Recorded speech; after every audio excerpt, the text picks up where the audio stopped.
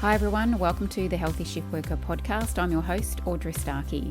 Today, my guest is Dr. Nickee Schoendorfer from Brisbane.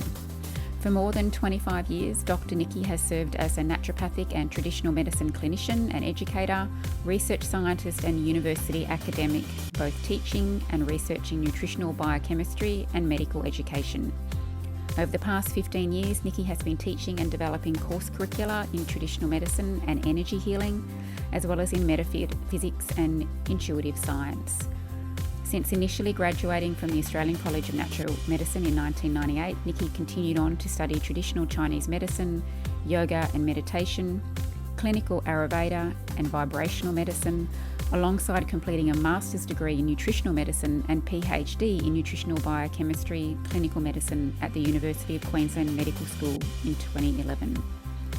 As a research fellow, Dr. Nickee coordinated several scientific research projects both locally and nationally, and has published her research in a variety of international medical journals.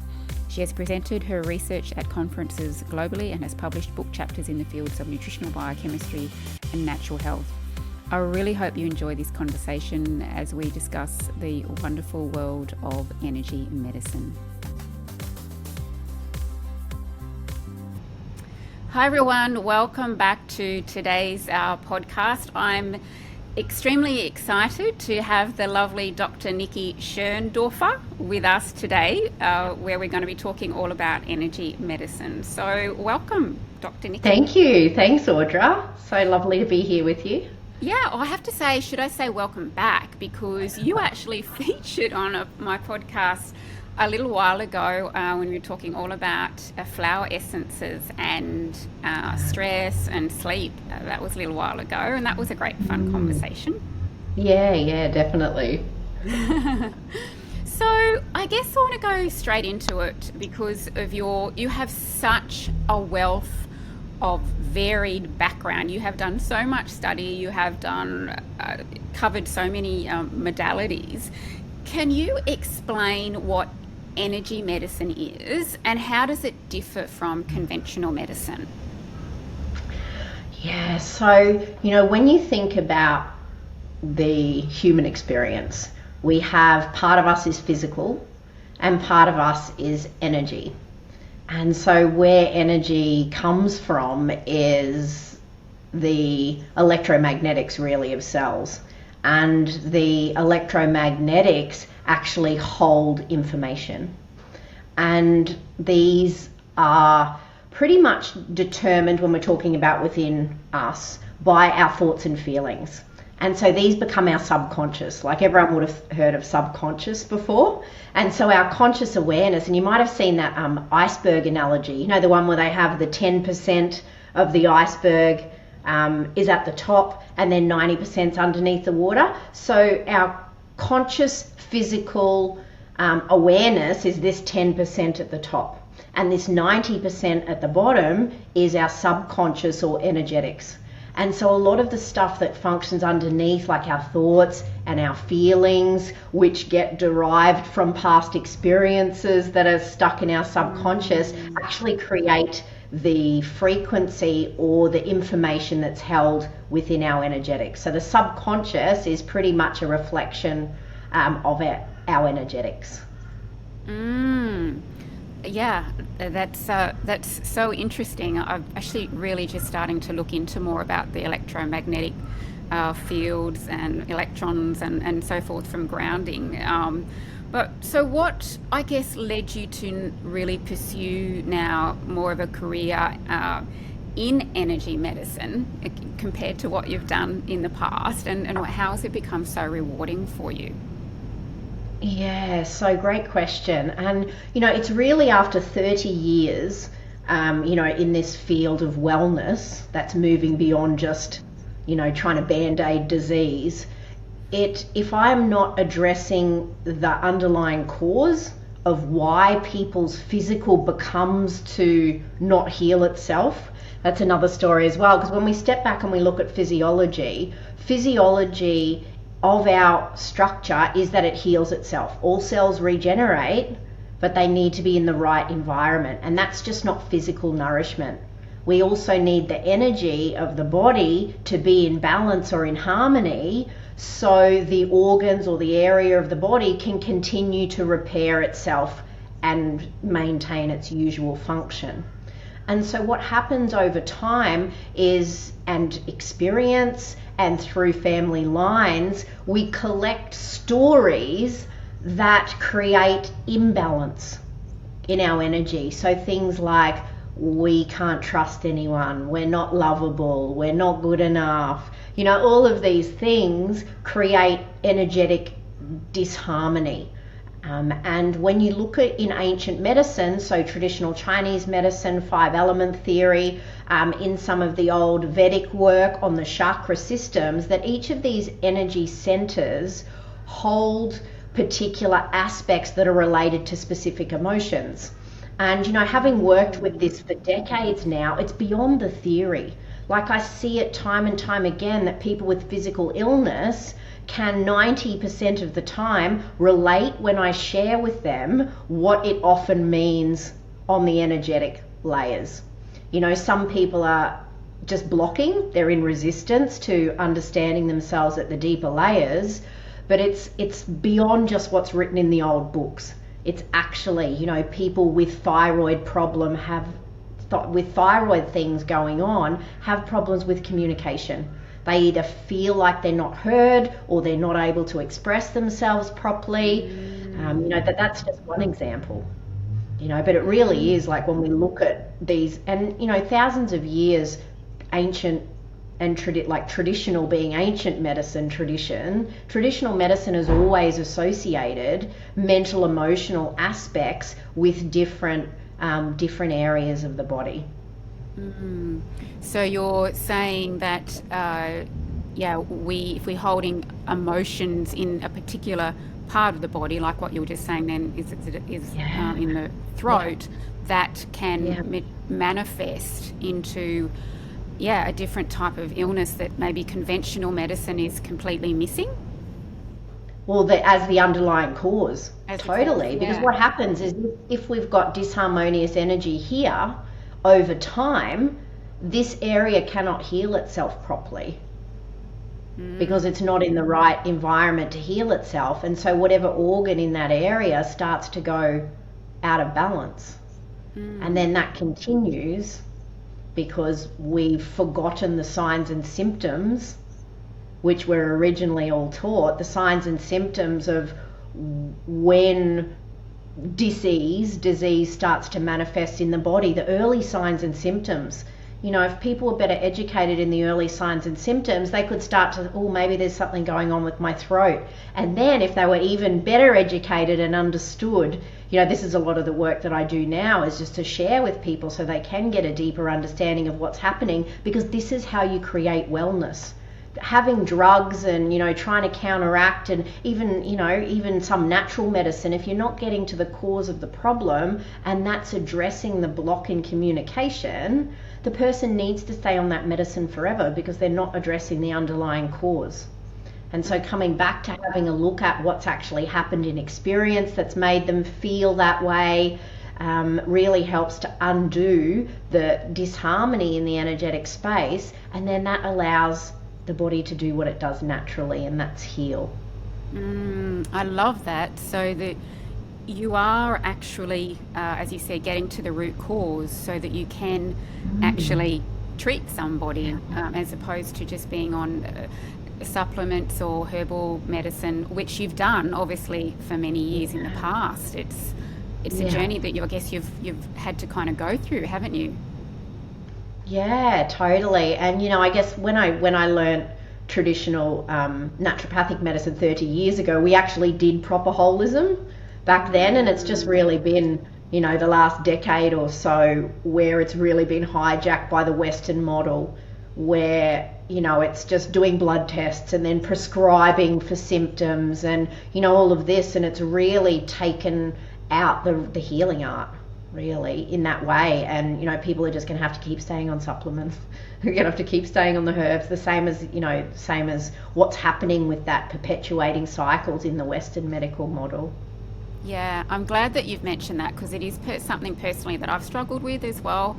Just thinking, something doesn't feel quite right with this. And I guess that's where I've started to learn a little bit more about it. And obviously, you're a former lecturer of mine, so I certainly have a lot of respect and admiration for what you do and your thought process. But it's, certainly opened my eyes to thinking a little bit outside the box when it comes to treatment. As well. So how does that look then for somebody that was to come in and see you, Nicky? How do you treat people in that way? Just as an example.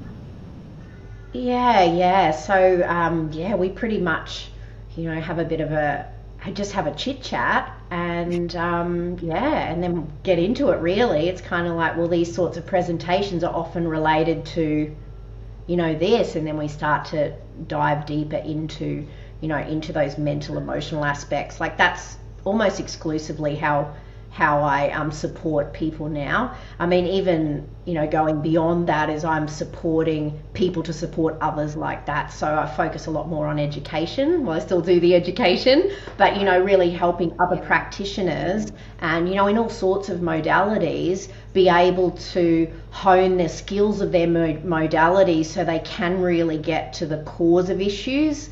So there's a lot of energy medicine out there that's really beautiful, but it harmonizes energy and it makes us feel all beautiful. But unless we're getting to the key program that's creating the dysfunction, it comes back in again. And so we're still repeating the cycles in that way. And then you've got to go back and have another like energy healing or something or other. And, in that way. And so I'm training, people to go much more in depth to actually bring the program to light and that conscious awareness, and then do the energy work around that once it's in awareness, because recognizing there's a choice to do differently is a key to creating change. So we recognize we've got something going on with the throat. We'll just keep going for that example because we're just using that one. But if we recognize we've got something going on with our communication, that in our lived experience, then we can recognize when we're feeling restricted here, and then we can make that choice about, okay, I'm holding back what I need to say, and I can actually feel it now that I'm empowered with an understanding of what's happening here. And then, do you go and, learn communication skills, or do you know what I mean? And then that way you're empowered and you're aware when the old programs come back in that you can choose to start to express yourself, more clearly. Whereas if you don't know that, you just take the stuff and hope that magic's going to happen. And it's like magic doesn't happen unless you get to the core of it, and then the body does what it does naturally, and that's heal. I absolutely love that, because I always feel one of our roles as practitioners is to help them in a way that they don't have to come back and see us. Yeah, totally. And that was actually why I got into naturopathic medicine in the first place. Like in grade 11, we had to do a careers paper, and up to that point, I think every week I wanted to be something different growing up. It was like I went to SeaWorld and I wanted to be a dolphin trainer, and then I went to hairdresser and I wanted to be a hairdresser, and then all the things. And so my English teacher at the time was actually the drama teacher as well in the school, and we literally had a big top hat and a drum roll, and she'd put all these little careers, because we had to write a careers paper, and so she put all these little words on paper, and I actually pulled out naturopathy, and I'd never even heard of it before at the time. It was 30 years ago or whatever, even a bit longer now, but yeah, and I started researching it, and it was something that really stuck with me the most, was to help people help themselves. And it's been something that just continues to weave through all the work that I do. Yeah, I absolutely love that. So while you were talking, one of the things, and I know you were talking about the throat idea, a lot of shift workers have gut complaints for various different reasons. Obviously the circadian and the sleep disruption is a big part of it from a physical perspective. Can you enlighten us a little bit about how that might be from a mind-body connection? that Yeah, those sorts of totally, things, if totally. we're addressing that, but we're missing the bit that that you specialize in.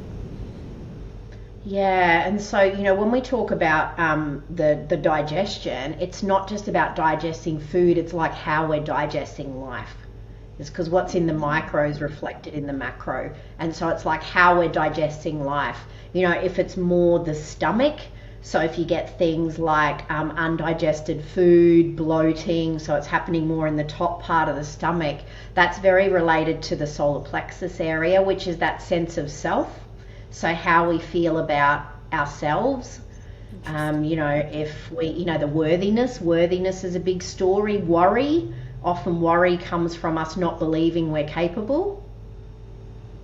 And I love that you brought this example, because while I worked at the university, because I did do the probably nearly 10 years I think in the medical school, doing research, it was like I had so much people pleasing behavior because I was trying to get validated from the outside, and I had the worst digestion. I was getting intolerant to all the things, and I'm taking digestive enzymes, and and it just wasn't good. And now my digestion's fine because I've been able to recognize that tendency and really take my power back in that way, being okay with who I am for who I am, rather than always trying to be, when we're pleasing others that bypasses our will to do, we actually leak energy as well, and it siphons out of the solar plexus, and so our digestive fire shrinks as well. And then that's the fire that gives us the will and the drive and the determination,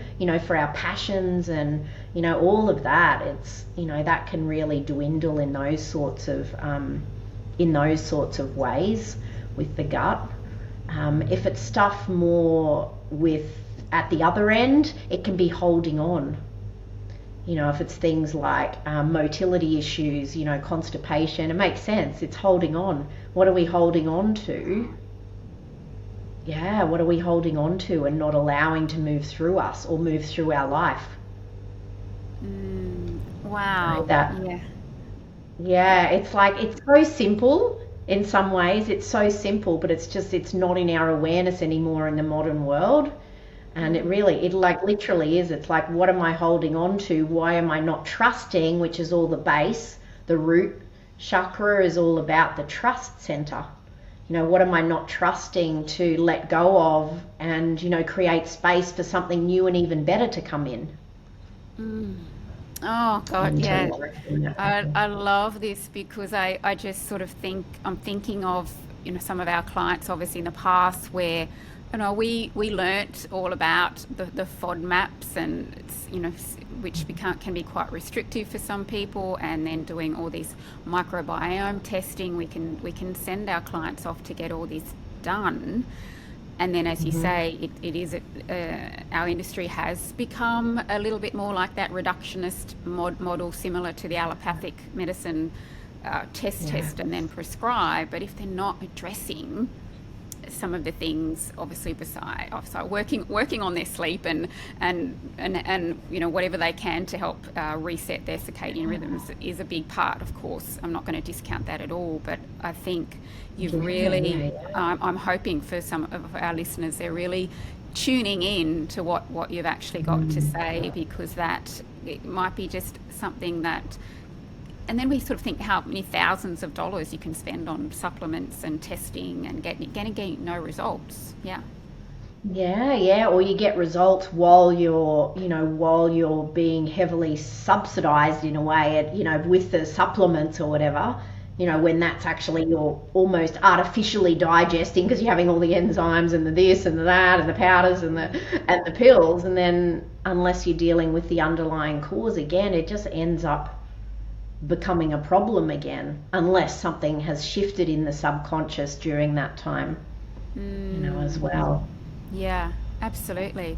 So as I said, you've done so much, and you've even, quite amazingly, you've even went and started to teach nutrition to our medical students in universities and stuff like that. I mean, that's amazing. I think kudos to you, and with what you've done there. But how do you I guess for those that might be listening and they might be a little bit skeptical of this, of whole energy medicine, how do you address those misconceptions around that you obviously encounter at some point? Yeah, I guess, what I've learned is that everybody will think what they want no matter what. And, there's no amount of convincing is going to help someone to awaken to the greater reality until they're ready. Yeah. It's like you can be stuck as much as you want, really. And, so I don't feel anymore that it's my role to do that. Yeah, love that. So let it go. Makes the digestion work better. Yeah, that's fair. Yeah, that's fair enough. I mean, I guess there gets to a point where for some people they try this and they try that and they try this and they try this, and they're not getting anywhere. At least having an open mind to different modalities, and that's one of the reasons why I wanted to get you on the podcast, as I try and let other people know that there are different modalities out there, and they may not be mainstream for various different reasons, but that's why I love what you're doing.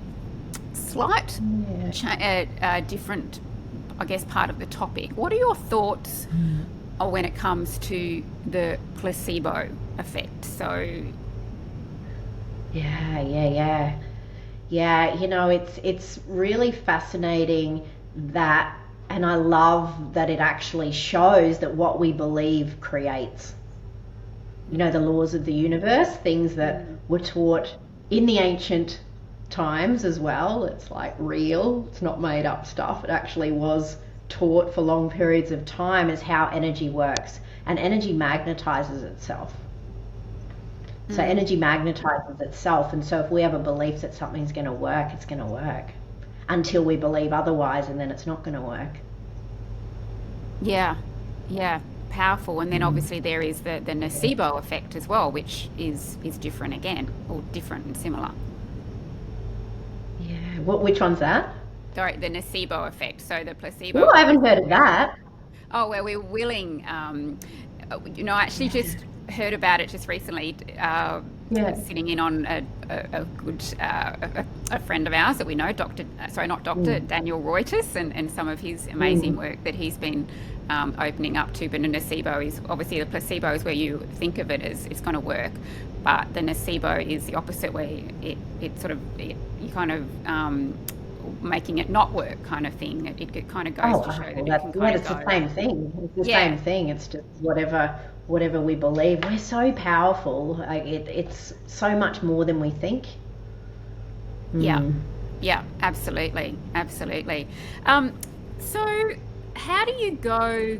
Do you work in, I guess, side by side? When people come and see you, are you also working in conjunction with maybe their doctors, their other allied health practitioners? Are you finding that you're able to do that, or is there still a little bit of a disconnect? Totally. Like, I don't really work with the general public anymore. I'm really working more with practitioners to be able to help them to help others. I kind of feel it's a bigger picture. It's a better use of my time and skill is to help others rather than helping each singly. But definitely I used to. For sure. We can't be everything to everybody. Everyone has different energetics for what will suit them. Yeah. As well in that way. And that's one of the main premises of all traditional medicine, is that treating the individual. One of the basic first underpinning naturopathic tenets as well is treating the individual. And so in that way, it's like different things are going to work for different people as well. And from an energetic perspective, it's because they've had different underlying experiences. Yeah, I love that. And I guess we can sort of be open to the idea that no doubt there's some of our listeners that could be working in the mainstream allopathic medical model, maybe they're a doctor or a nurse or something, and they're open to pursuing a little bit of a different route, because maybe they're just feeling that the system that they're currently working in is not feeling right anymore. Maybe it was when they first started, because everybody gets into our industry because we want to help people, right?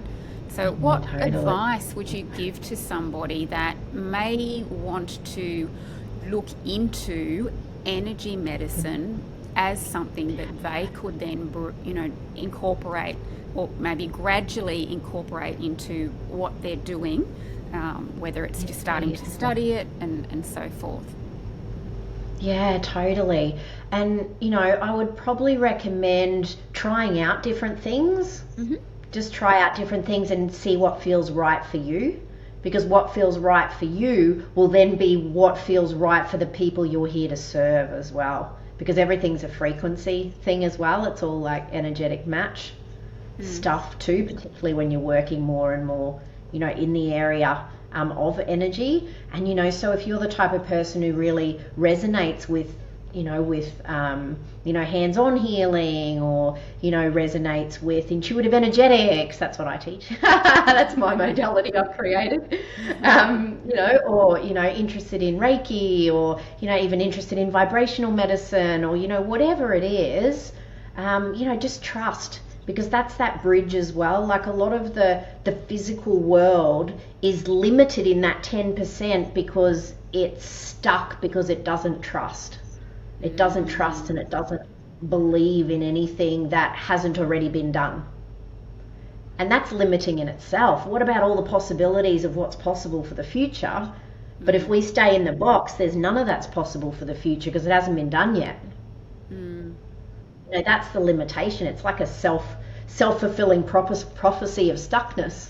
And that's a scientific model too. It's like, it's only if we've done it before we need to know all of that. And it's like, but what about all of this other things that are possible as well in that way? And, to wait for a research study, or to wait for science to actually have sensitive enough instruments to measure energy, is really doing a disservice for everybody. Because if you start to work in this way, you see the results. Your clients know the results. That's why you keep working in that way, because you're getting better results than you ever have.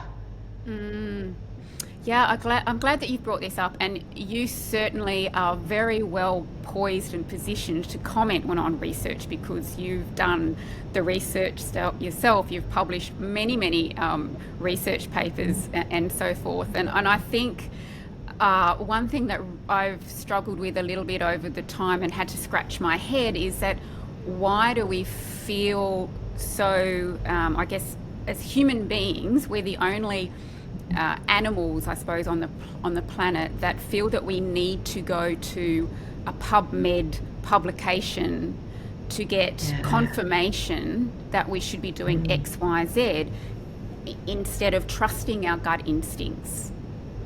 Yeah. What are your thoughts on that? Yeah, well, it's really I believe it's a separation from faith. It's a separation from, recognizing that we're a part of something greater. Yeah. We're all the same as a part of something greater. Tradition still acknowledge that, but in the West, unfortunately, we've forgotten that, and so we got nothing. We're scrambling for an answer to the intricacies of the 10%. Whereas it's like, what about everything else? That's where the peace comes from as well, that peace of mind, when you start to allow yourself to see that maybe there is a bigger picture. Maybe I can't see right now what it is I'm looking for, but I trust that it's coming. And, that spaciousness that's in that gets us out of the nervous system. As soon as we're in the nervous system, tight, separate, disconnection to the prefrontal cortex. I wrote a paper a couple of years ago on the nervous system, and I was just blown away at the effects, the systemic effects, not just the mental effects of a stress response. It's like there is literally a disconnection to the prefrontal cortex, which does problem solving, socialization behavior, recognizing consequences for actions, like all of these things. you can't do when you're stressed. It's like, this is the problem with 3/4 of the population who are unwell. I'm sure of it, because the nervous system connects with all of the physical, different parts of the physical body as well. And that creates disconnection. It creates fear, because it keeps us alive. Like, the nervous system is there for a reason. If we are actually getting chased by wild animals or whatever, we need to be in that get up, look for danger, quick, where is it? Is it, coming? That keeps us alive. But when we're running our life like that day to day, it creates paranoid delusions. Literally, because we're living without a prefrontal cortex. Yeah. It blew me away when it was just in 2020 when all that stuff was happening. I'm like, oh my goodness, this is the problem with everyone. It's not all the little things everyone's picking on. It's like everyone's just stressed. Yeah. It's just stress.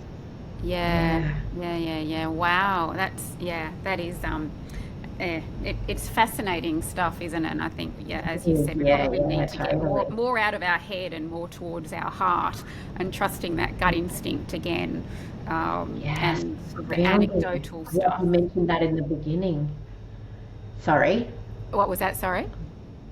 Just grounding. You mentioned grounding in the beginning.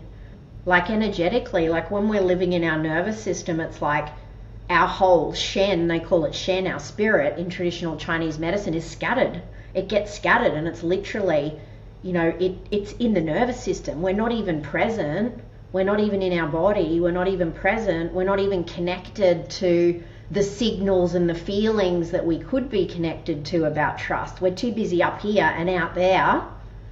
And so that grounding, that's another really beautiful tool to do grounding, because it literally, when you notice yourself, having a stress response about something, come back to the breath.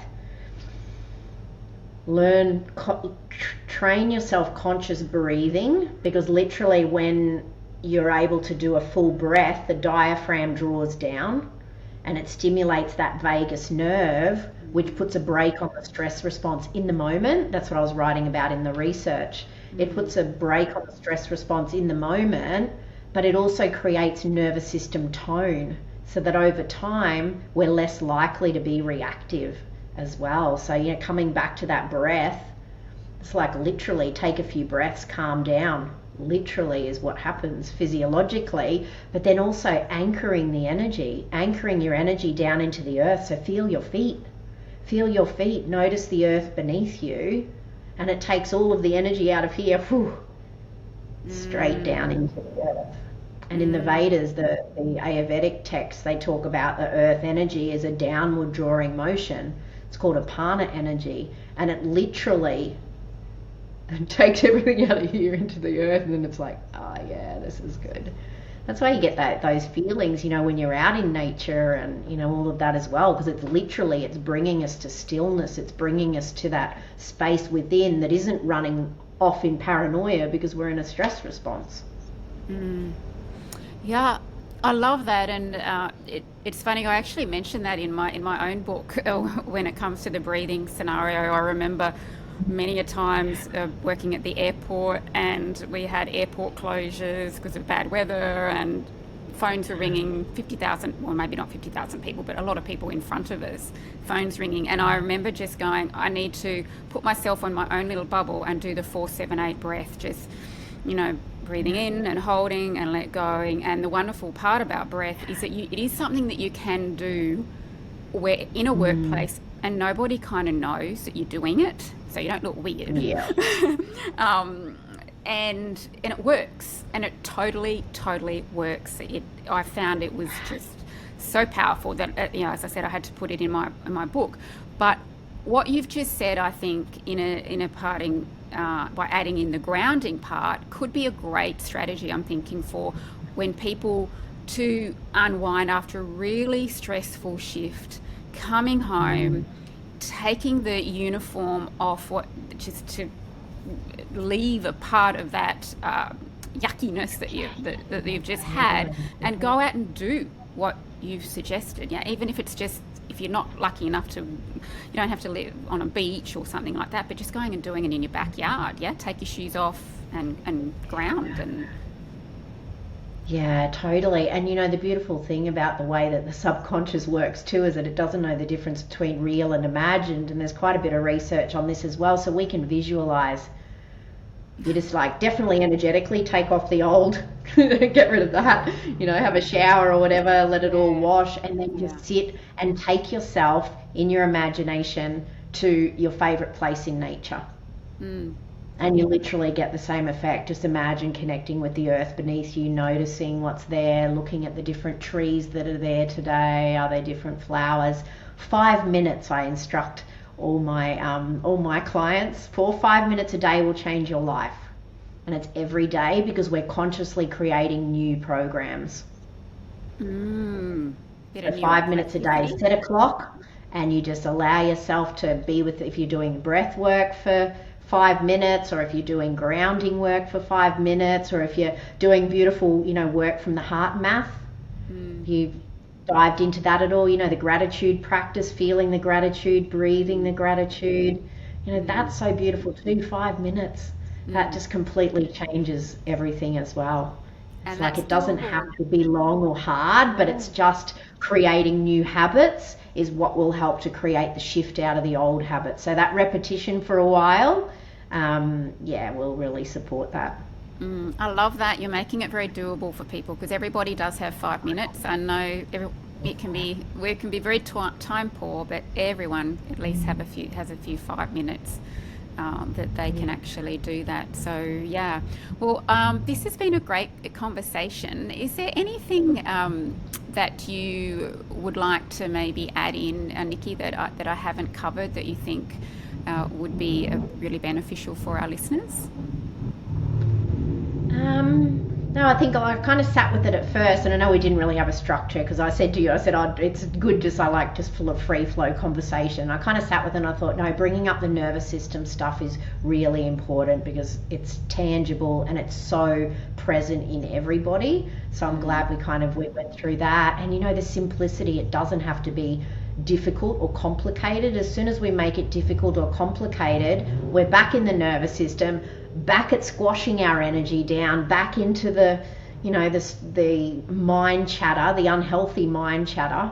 In Buddhism they talk about the 3 causes of human suffering, and one is aversion, and that's always being stuck on what we don't want, which then brings it in, the nocebo to bring it in, all the things we don't want. And then desire, so being fixated on all the stuff we have but we can't have, the stuff that we want but we can't have. And then they actually call it delusion. That's all of the that goes on in the mind that isn't in the moment. So Buddhism's always about coming back to the present moment, like coming back to presence, what's happening right now in this moment. And it just makes all the other stuff fall away, because most of the stuff isn't happening in the present moment. So it's always coming back to that presence, that mindfulness. Everyone's heard of it, and it's so beautiful because of that. It's just having an awareness of being here now. It's like, what's happening now? Notice when you go, okay, thank you, but no thank you. Clear that, come back to the breath. What's happening right here, right now. I love that, and the nervous system is certainly a big part of a shift worker's existence. Unfortunately, so much of it's in fight or flight because of the sleep disruption, and finding ways to calm that down, it really is crucial for shift workers. And I think it's something that really does need to be spoken about a lot more. So I really like that you've just given a few little ideas there, and to show that it can be done quite quickly. It doesn't mean that you have to go off and spend an hour sitting on a mountain or something like that. It can be done in a short period of time. Totally. And with practice it happens like that. You don't even need 5 minutes.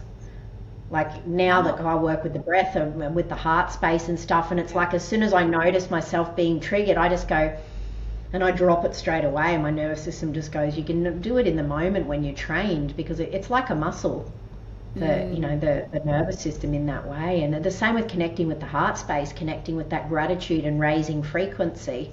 Because, when we connect in with, gratitude, joy, appreciation, it raises our frequency and expands our awareness.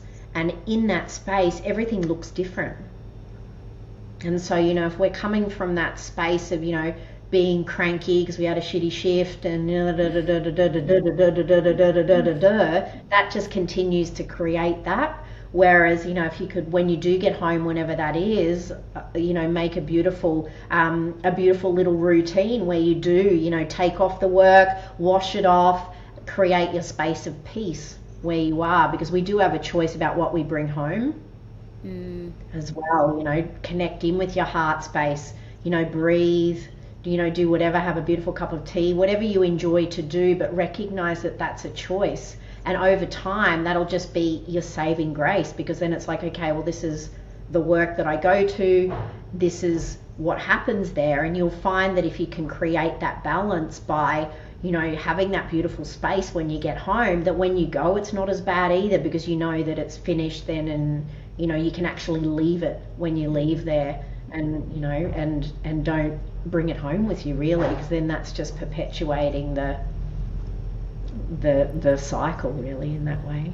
Oh yeah, that's a great way to end this conversation, Nicky, because that's powerful. And I think so many people could benefit just from starting to do that. And I know that it's not necessarily going to be easy, particularly if you've had a really brutal shift. It's not. Take 10 minutes instead of 5. Take 10 minutes instead of 5 if it's been really brutal. But like energy, really, it shifts quickly. It shifts quickly, and the more attuned you are to it, the quicker it can shift. Yeah, lovely. That's pretty empowering to know that can be done. So it can be more of a light switch when you eventually get well practiced at it. Yeah, that's for sure. Well, thank you so much for coming on and chatting about this, Dr. Nicky. I think it's a modality that we're probably going to hear more and more about going into the future, and you're certainly the perfect person to be helping to educate other practitioners to learn more about it, which is going to then have that beautiful flow on to the people that we end up serving. So if there are anybody that are interested in, as I said, maybe there are practitioners themselves or they're looking at branching out, how can they get in contact with you? I know that you do have a website and you're on socials, no doubt.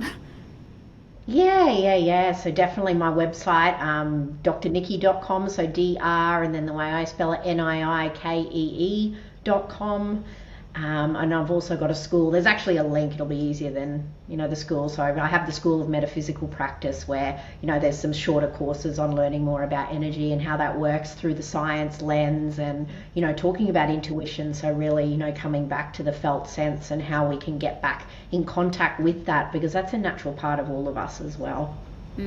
Yeah, lovely. Well, I'll definitely make sure I include those links in the podcast. But yeah, once again, thank you so much for taking the time to join me on today's chat, and I'm sure our listeners have certainly gained some little bits of nuggets from our chat.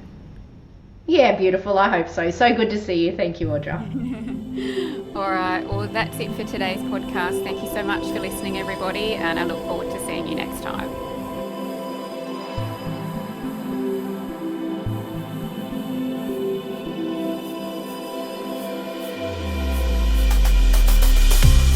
We really hope you enjoyed that conversation. Thanks so much for listening. Feel free to share the episode with any of your friends, family, or colleagues who you think may benefit from the discussion too. If you'd like to learn more strategies on how to work around the clock and stay healthy too, head on over to thehealthyshiftworker.com for more information.